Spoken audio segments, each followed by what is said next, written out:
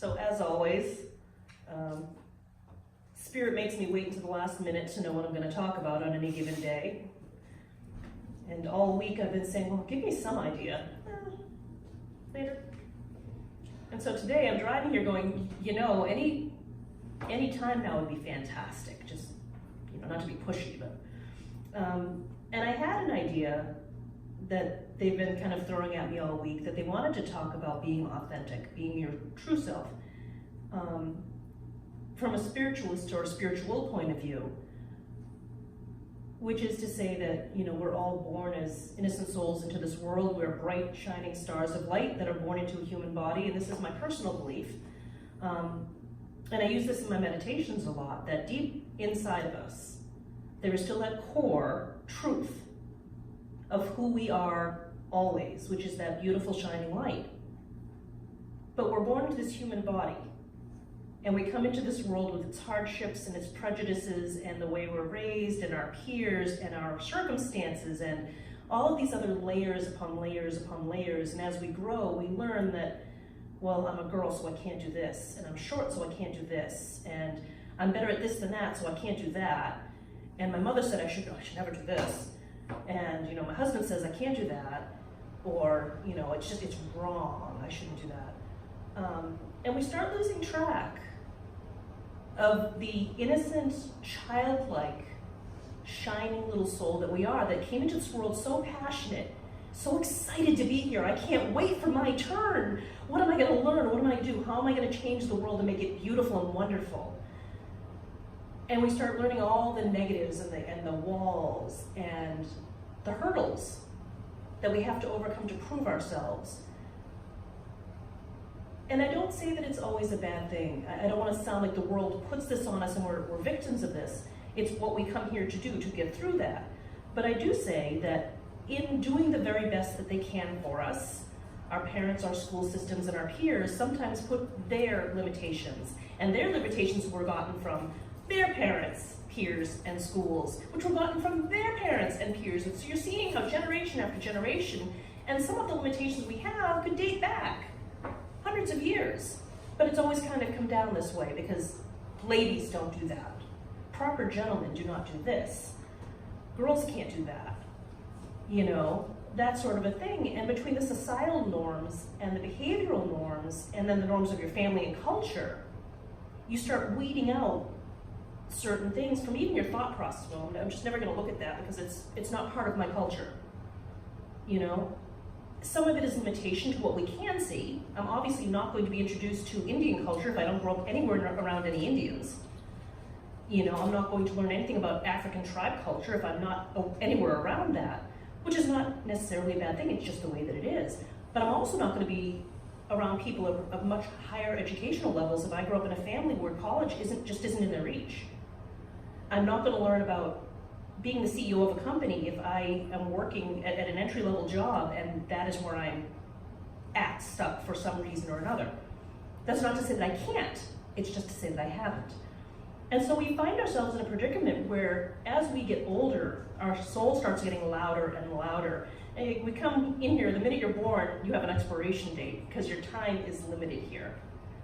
And then again, it's not a negative, it is what is. Your body can only last so long. So as you get older, I feel like your soul starts saying, hey, you know, there's still more of me to be recognized. Before this is over, please get this stuff in for me, for us. But can we hear it? Sometimes we can, sometimes we can't. I think people who are spiritual more than often do hear it because they're looking, that's why we're spiritual. We're looking for that higher connection to the divine and how do I fit into the world? How do I fit into the great cosmos? I always say, how can I find God through me and how can I find me through God? And it brings up another point connected to this, and this is where I see it manifesting, is that a very, very dear friend of mine said to me, I don't feel like I'm being productive. And she said that in a very, you know, in a very disappointed voice in herself.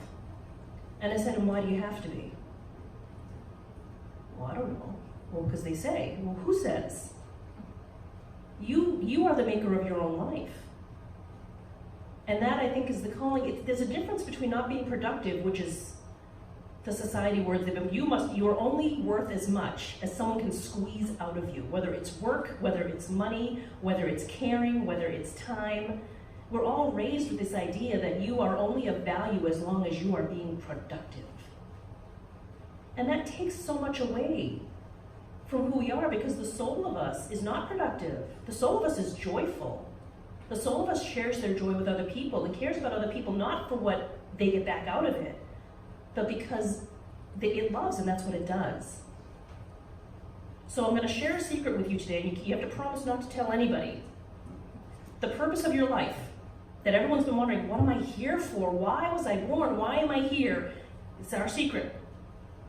The purpose in your life is to be your true and authentic self, to be the highest representation of that soul that you can.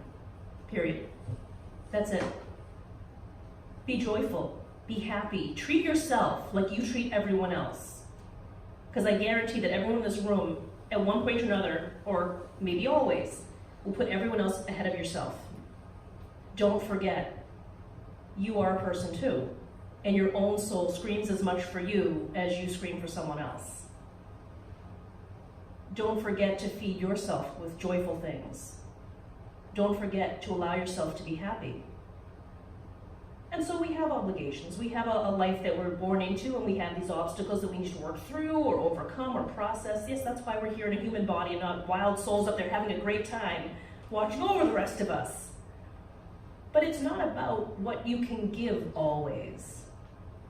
It's not about your value as a human body. It's not about how productive you are. It's not about the material things that you can give. It's more about the love in your heart, and I would rather have caring from someone who genuinely cared about me and was by my side than to have 50 people walking in saying, here's this, here's this, here's that. There's a difference, and when you go for healing for someone, you definitely feel the difference between someone who treats you as a meat suit and someone who sees you as a soul. The touch, the caring, and the energy that is exchanged is far different and far more powerful when there is a genuine interest and love there. And of course, I'm not telling anyone what to do. Please don't see that. It's not a lecture in those terms. It's more about being true to who you really are. And at some point in your life, maybe you need a 9-to-5 job and you don't really like it, but you have to pay bills. I get that. But if you love painting, then on your own time, find a moment to paint, even a few minutes a day. Find the time to write down the sentence of a poem if that's what you really enjoy doing. If that is what you're passionate about and it brings you joy, please do that. Please. We always prioritize what we have to do, what we must do, what people expect us to do. And I'm certainly not saying throw away all your obligations. But make yourself an obligation as well. Schedule it if you have to. I often say appointments, the things that you want to do aren't going to happen by accident. You'll make sure you get your dentist in, and you'll make sure you get your doctor in, and your kids to the doctor, and your schoolwork done for them, and all those, your clients and whatnot. Schedule yourself in an hour a week. 5 or 10 minutes before bed if that's when the kids are in bed. However it works out with your lifestyle. But please make yourself a priority. Please listen to that wonderful, bright, shining little child inside of you screaming to have fun and color or paint or dance or put on music. Please bring that joy into your own life. Love yourself the way you would like someone else to love you. And it's really that simple. So for all of those who are not being productive, I say hooray. I hope you're enjoying it at least, because really that's the point. So, very short lecture today, but I will leave you with that, and God bless all of you.